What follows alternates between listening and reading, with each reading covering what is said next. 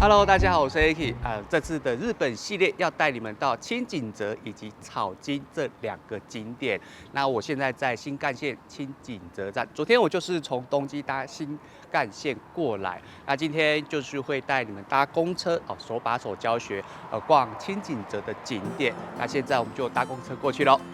这里就是新干线轻井泽站的匝道口，也只有这么一个匝道口。当你走出来之后呢，这个方向是南口。就是凹类，公车站是往北口的方向走。走到这里有个电扶梯，下去就是公车站了。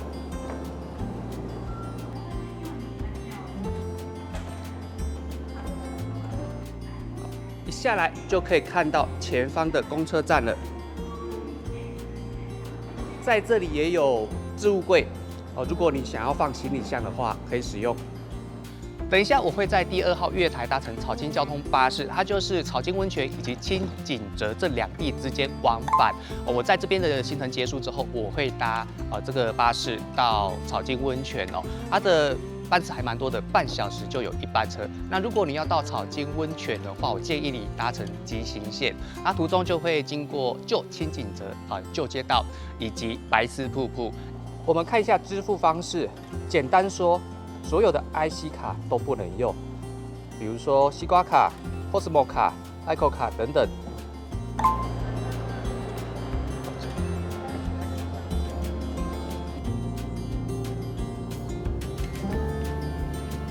第一站，我们来到小濑温泉，并不是要来这边泡温泉哦，而是这附近有一个龙反瀑布。站牌都有附到站的时刻表。你们可以看一下，大概要搭几点的车子到下一站。我们下车之后就往前走，先到前面的停车场。当我们走到停车场，你就可以看到龙反瀑布的指标喽。这里有一张导览图，我们可以看见这里有许多步道，我们可以从这里一直走到白戏瀑布。但我是觉得我对这里的环境不熟，我们就不要乱走。这里就是龙反瀑布步道的入口。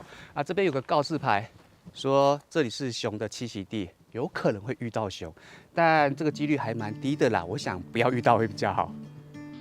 森林很茂密耶，可惜我们来得太早了。要是11月的话，这里应该都会变色。然后现在气温只有20度而已哦，走起来很舒服。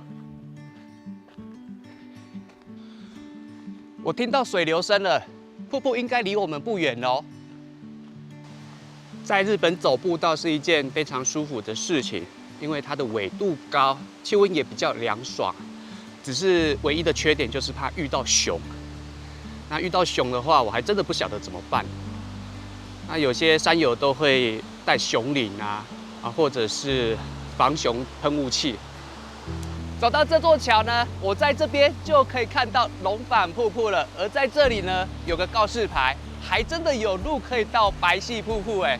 不过它的距离是4.5 km， 我想我们就不要走过去吧，我们到龙反瀑布就好咯。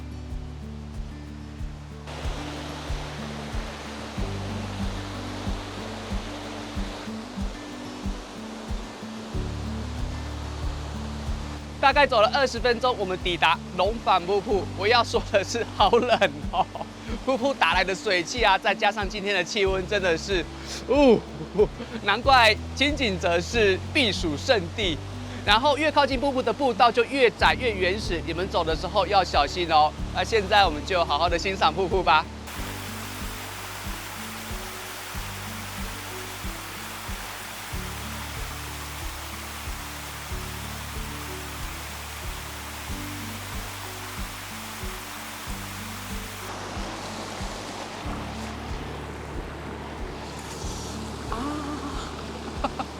好冰！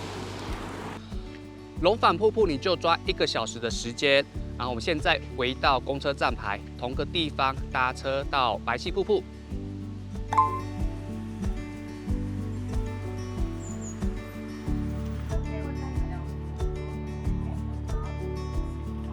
抵达白丝瀑布，清景泽很知名的一个景点哦。刚才很多人下车哦，光下车就排队排了10分钟啊。然后如果说你是从车站一直搭车到这边的话，大概就是半小时的车程。那现在我们就前往白丝瀑布喽。我们一下车就可以看到一条小型的商店街啊。如果肚子饿的话，可以买东西在这边吃。那返程的站牌在对面哦。在商店街，我有看到一家烤盐鱼，他甚至把那个鱼缸都把它展示出来，有看到鱼在那边游，然后我就买了1条吃看看，那还蛮鲜嫩的，不过有点咸啊，因为上面都撒很多盐巴，所以我又买了一瓶饮料。这里就是白丝瀑布的入口，我们可以看到距离仅150公尺而已。入口的对面就是厕所，还有停车场。如果你自驾来的话，停车也是很方便的。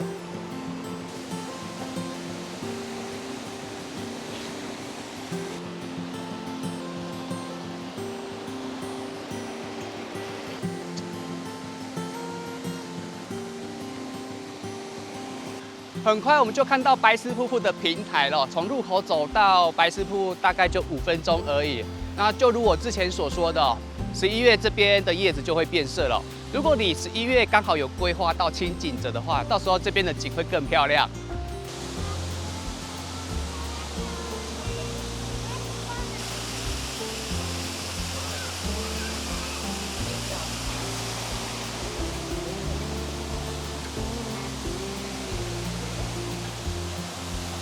这里有不少人丢铜板许愿，这些都是铜币。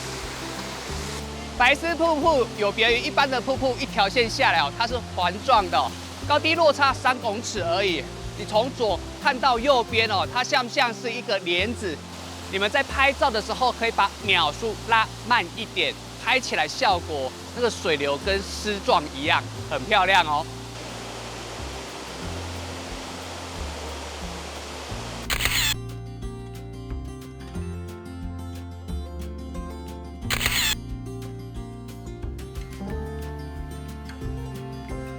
我回到公车站哦，等一下要搭乘返程的巴士。那我们行程还没有结束哦，那等一下我们要到旧清景泽，那边是一个旧街道，那边贩卖很多的伴手礼，还有一些吃的，还有那边有一个教堂可以逛。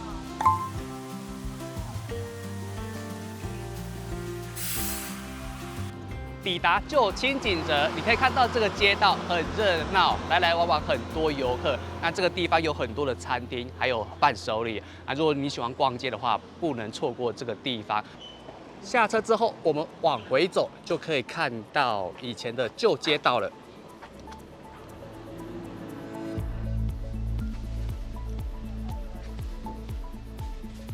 草莓牛奶酱，台湾网友激推最受欢迎的商品。真的吗？要不要拿一个？光是第一家的果酱店就很吸引人，不过呢，我还是忍住了，先逛完再说吧。我经过这家饼店的时候，在外面就好香啊，就被吸引过来。然后我就买了一个海苔口味的，主要吃起来酥酥脆脆的，然后它那个酱油味咸度刚好，然后你还可以喝免费的麦茶，这样配起来真的很棒。这条街道只有750公尺而已哦，虽然短短的一条，但是商家很多元哦。这个地方在古时候京都要去江户必经之地，所以这个地方就形成了旅客、官员、商贾所休息的一个地方。那现在就变成一个观光的地方。之前不是有跟大家提到这里有教堂吗？当你看到这一家咖啡店的时候，记得就往这个巷子走进去，走到底就可以看到了。走到底之后，左转，很快就看到了。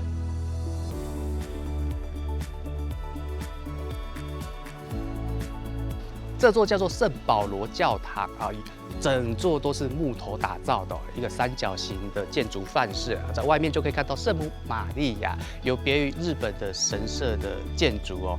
来这边你就可以好好的拍照。教堂的开放时间要记得哦，直到下午4点钟。这座圣保罗教堂是不是很庄严呢？那进去的时候就安静拍照就可以了。今天的旅程差不多就在这里结束喽。刚才逛完1圈之后，我已经决定好要吃什么了。吃饱之后我就会回饭店休息了。那这里呢，离车站没有很远，其实走的话大概20分钟就可以了。那如果你不想走的话，也是可以回到同样的站牌搭巴士回去。那我们就下一集见喽，拜拜。